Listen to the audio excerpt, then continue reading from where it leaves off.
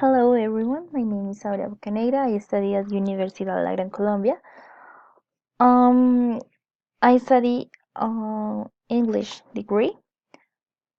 First, today I'm going to talk about a specific topic that is very important in English, like false friends. We have four specific topics, meaning amigos falsos, Spanish versus English, and how to use false friends. The first is the meaning. Are words that look or sound the same as words in the learner's first language? What is the difference between the mother tongue and the second language? How to learn in a different way?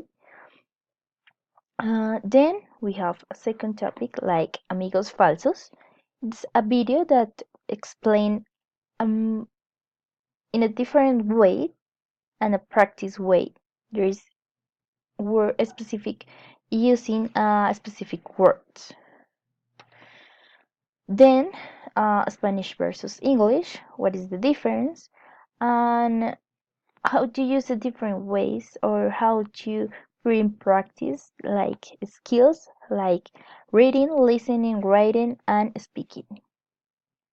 And how to use false friends. Okay, there's alt, and then we are going to talk about its specific point of different topics. I hope that you bring practice. Okay, see you.